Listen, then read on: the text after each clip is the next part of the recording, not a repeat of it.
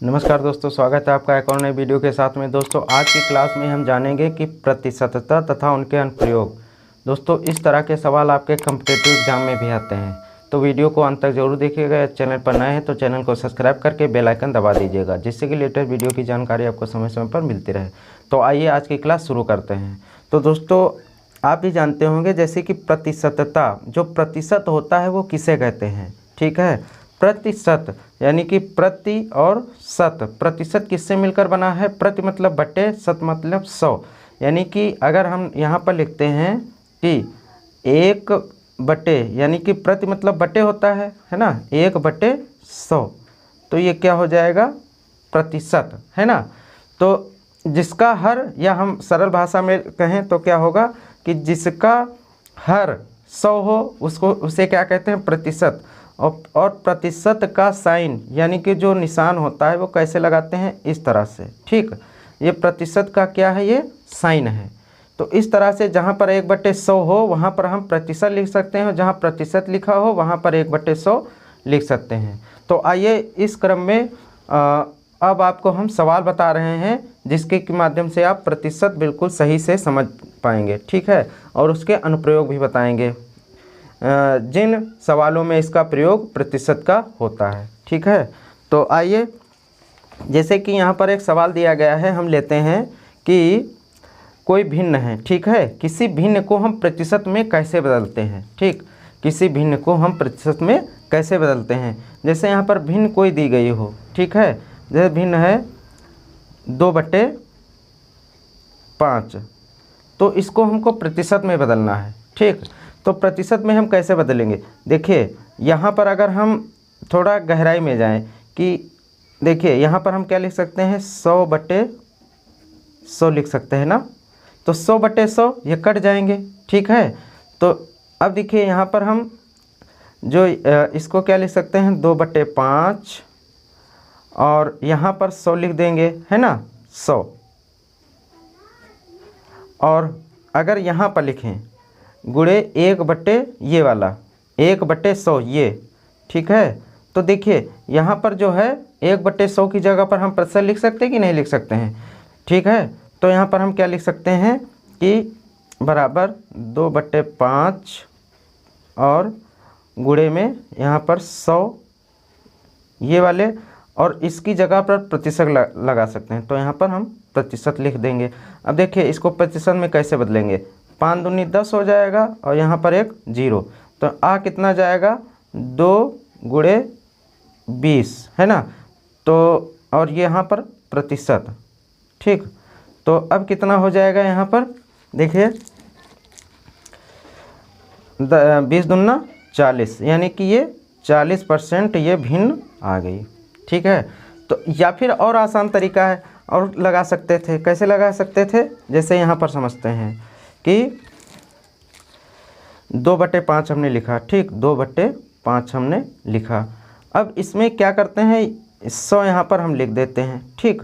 100 यहाँ पर लिख देते हैं, और प्रतिशत का हम निशान लगा देते हैं। या इस तरह से भी कर सकते हैं, इस तरह से भी। तो कैसे हो जाएगा? 5 दूनी 10, और ये 0, और 20 दूना 40, यानी कि 2 गुणे 40 यहाँ पर लिखेंगे, और प्रतिशत, ठीक। और क्या 20 यहाँ पर नहीं, 20 होगा ये, ठीक। ये 20 यहाँ पर पहले ही गुणा कर दिया। यहाँ पर क्या होगा? 20 दूना 40, ये 40% यहाँ पर आ गया, ठीक। तो कहने का मतलब है, हम जब 1/100 का मतलब क्या होता है? प्रतिशत, है ना। 1/100 का मतलब क्या होता है? प्रतिशत। या प्रतिशत की जगह पर हम यहाँ पर 1/100 लिख सकते हैं। अब देखिए कोई प्रतिशत अगर दी गई हो, है ना, कोई प्रतिशत अगर दी गई हो तो उसको हम भिन्न में कैसे कन्वर्ट करते हैं, कैसे बदलते हैं? मान लिया यहाँ पर क्या है? ये है 36%। कितना? 36% यहाँ पर दिया गया है, 36%। अब इसको हमको भिन्न में बदलना है, ठीक। तो हमने क्या बताया था कि इसकी जगह पर हम प्रतिशत की जगह पर 1/100 लिख सकते हैं। तो हम क्या लिखेंगे? 36, ठीक, गुणे 1/100, ठीक। अब देखिए डिवाइड हो जाएगा, यहाँ पर 2 से पहले हम डिवाइड करेंगे, ठीक। तो कैसे होगा? 2 × 1 = 2, ठीक, और 2 × 8 2 एक नम 2, हाँ 2 अट्ठी 16, और यहाँ पर 2 पंचे 10 और 0, अब भी कट रहा है ना 2 से, तो 2 नवा 18, कितना हो गया 2 नवैया 18 हो गया, और ये 25। ठीक, यानी कि कितना आ गया यहाँ पर, ऊपर 9 है ना, ऊपर 9, या यहाँ पर लिख देते हैं, यहाँ पर इक्वल 9/25। इस तरह से हम क्या करते हैं, प्रतिशत को भिन्न में बदल सकते हैं और भिन्न को प्रतिशत में बदल सकते हैं। अब देखिए हम यहाँ पर अब सवाल आपको बताने जा रहे हैं जिनके अनुप्रयोग करने हैं आपको। ठीक है, किस तरह से हम इस पर सवाल हम लगाएंगे। ठीक, यहाँ पर जैसे कि सवाल है, किसी संख्या का 15% 20 हो तो संख्या ज्ञात कीजिए। ठीक है, तो इस तरह के सवाल कैसे हल करते हैं, मान लेते हैं माना संख्या x है। ठीक, माना संख्या x है, तो अब किसी संख्या का, तो उसका क्या करेंगे x का, यानी कि x का क्या, x का लिखेंगे यहाँ पर 15%, कितना हो जाता है 20, तो x गुणे 15। अब देखें प्रतिशत का, प्रतिशत क्या क्या लिखेंगे 100 है ना, प्रतिशत का 1/100 लिखेंगे, तो यहाँ पर ये 100 आ जाएगा। ठीक, और इक्वल कितना होगा 20, तो यहाँ पर देखिए 5 से कट रहा है, 5 3 15, और ये 5 दूनी 10 और ये 0। अब हम तिरछी गुणा करेंगे है ना, इसकी गुणा हो जाएगी, तो एक और स्टेप लिखते हैं क्या, 3x इक्वल, ठीक, इक्वल कितना 20, और ये यहाँ पर 20 आया ना, और इससे 20 ये हो जाएगी गुणा, तो 20 गुणे 20। ठीक, और फिर x इक्वल कितना हो जाएगा, 20 का गुणा हम कर लेंगे यहाँ पर, तो 2 दूनी 4, ठीक, और 2 0, और ये 3 क्या आ जाएगा नीचे। अब हम इसको क्या करेंगे, या भाग दे दे है ना, इसको हम भाग दे देते हैं, तो देखिए यहाँ पर 400,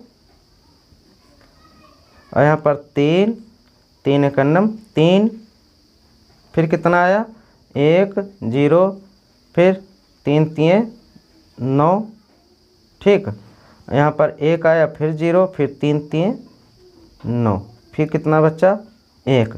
तो इसको हम सही में लिख सकते हैं ना, सही में लिख सकते हैं, सही में लिख दें तो कैसे लिखा जाएगा, 133 सही कितना 1/3, ये संख्या आपकी हो जाएगी। इस तरह से ये सवाल लगाए जाएंगे। ठीक है, अब देखिए अगला देखिए क्वेश्चन किस तरह का है। देखिए यहाँ पर क्या दिया गया है कि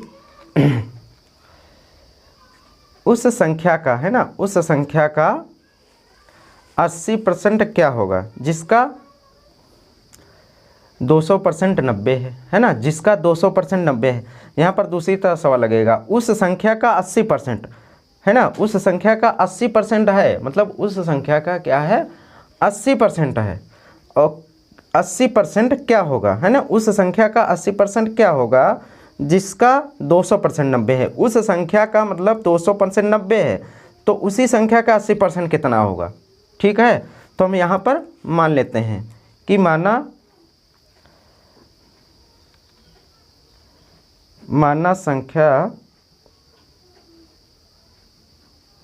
संख्या x है।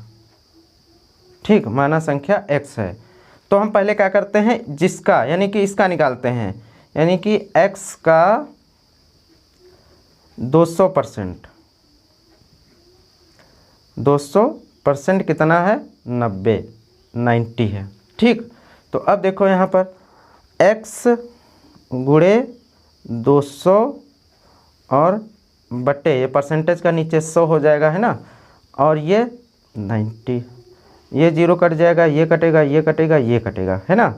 तो अब देखो यहाँ पर, तो x यहाँ पर 2x है ना, तो लिख लेते हैं 2x इक्वल कितना 90, या फिर x इक्वल 90/2, तो कितना आ जाएगा 45। x का मान कितना आ गया, देखिए x का मान 45 आ गया है ना। अब क्या कह रहा है, उस संख्या का 80%, यानी कि 45 का 80% ना, हम ये इधर लगा लेंगे, है ना। तो उस संख्या का यानी कि x का, अब x का 45 मान आ गया, तो 45 का कितना, 45 का 80%, है ना। 45 का 80% कितना निकाल लेते हैं, तो 85 गुणे 80/100, है ना। ये 0 कट गया, ये कट गया, और 5 9 45, 5 दूनी 10, 2 से ये कट जाएगा, 2 चक्कू 8, कितना आ गया, 9 गुणे 4 यानी कि 9 चौक 36, है ना। 9 चौक 36 ये हो जाएगा। वो संख्या कितनी है, 36 है। इस तरह से ये सवाल लगाए जाएंगे, ठीक है। आइए और देखते हैं इसमें, जैसे कि यहाँ पर सवाल दिया गया है कि राजन की मासिक आय का 86% खर्च, है ना, 86% खर्च क्या करता है, खर्च कर देता है ना, खर्च कर देता है। मासिक खर्च कितना है, 86%। वह 1050 रुपये, है ना, प्रति माह बचाता है। उसकी मासिक आय ज्ञात कीजिए, उसकी मासिक आय ज्ञात करनी है, ठीक है। तो अब देखिए यहाँ पर जब राजन की जब आय का 86% खर्च करता, अपनी आय का कितना, 86% खर्च करता है, और उसकी बचत कितनी है प्रति माह, 1050 रुपये। तो अब परसेंटेज में बचत कितनी हो जाएगी, यानी कि हम अगर बचत मालूम करेंगे, है ना, बचत, तो बचत कितनी हो जाएगी, यानी कि खर्च कितना है, खर्च प्रतिशत में कितना है, खर्च प्रतिशत में कितना है, प्रतिशत में कितना है, 86%, है ना, 86%। तो अब देखिए, तो उसकी मासिक आय कितनी, 100% होगी, ठीक है। उसकी मतलब हर क्या होता है, 100% होता है। तो खर्च प्रतिशत कितना, 86%। तो बचत प्रतिशत कितना होगा, बचत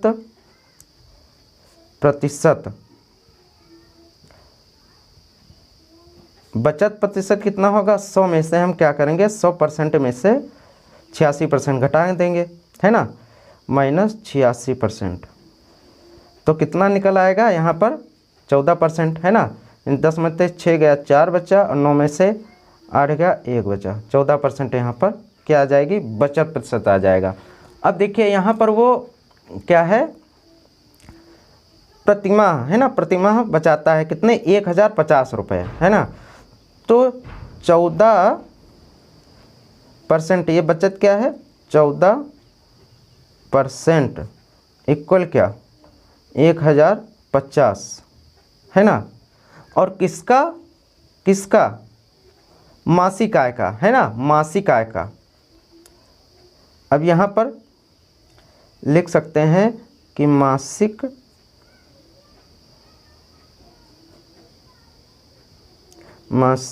आय का, है ना, मासिक आय का 14% 1050 जब ये बचाता है ना, तो मासिक आय से निकालेंगे। तो मासिक आय, अब मासिक आय मान लेते हैं कि मासिक आय कितनी है, x रुपये, है ना, x रुपये है।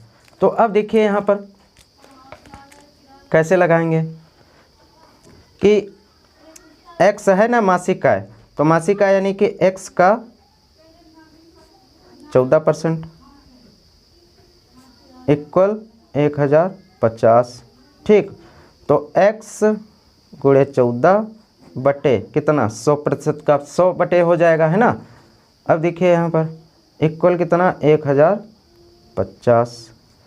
तो अब यहाँ पर हम डिवाइड करेंगे ना, तो ऐसा करते हैं, ये लिख लेते हैं कि x इक्वल 1050 गुणे 100, है ना, और बटे कितना 14, है ना। अब यहाँ पर काटते पीटते हैं, देखो 7 से अगर हम इसको काटें ना, 7 एकन्नम 7, यहाँ पर 3 बचेगा ना, तो 7 पचे 35, 7 एकन्नम 7, 3 बचा, 7 पचे 35, ये हो गया। और 7 दूनी 14, 2 से इसको अगर हम काटेंगे तो कितना आएगा 50, यानी कि x इक्वल कितना आ गया, x इक्वल कितना आ गया